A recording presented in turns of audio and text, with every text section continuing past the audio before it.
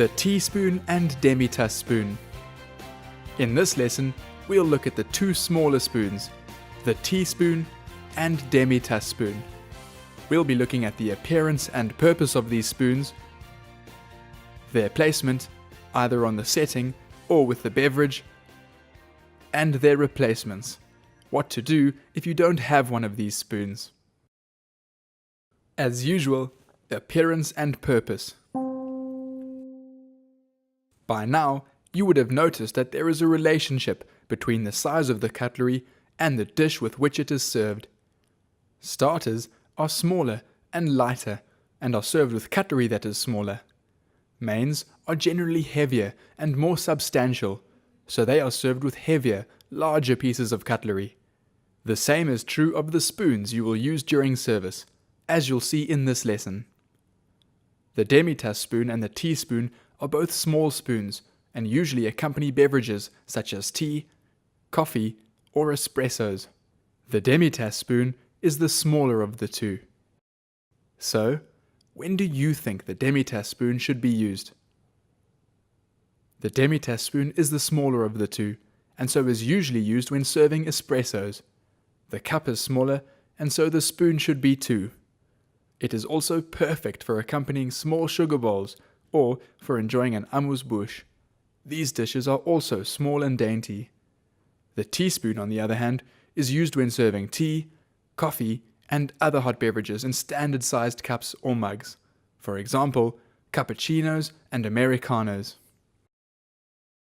Next, let's learn about placement.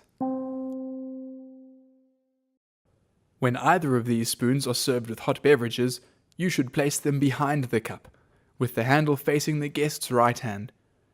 This makes it easier for the guest to pick up the spoon, rather than having to reach around the cup to reach the handle from the left. Remember how we adjusted the placement of knives and forks for a left-handed guest? Do you think something similar can be done with a teaspoon? If you thought that the handle should face to the left, well done. Lastly, let's finish off with replacement cutlery. If you don't have a Demitasse spoon, a teaspoon is an adequate substitute. The same applies the other way around. What is important, however, is that the same sized spoon is used consistently throughout service. This means that if you must serve an espresso with a teaspoon, all the espressos must be served with a teaspoon. This way, your service will be consistent and your guests will appreciate your attention to the finest details.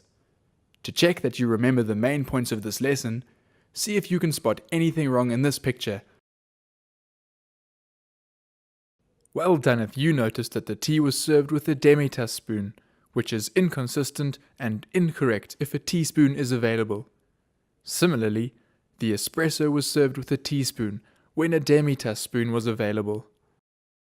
You should know the following about the teaspoon and Demitasse spoon: their appearance and purpose, their placement, and the correct replacement cutlery when you don't have either one of the spoons. Good luck and well done!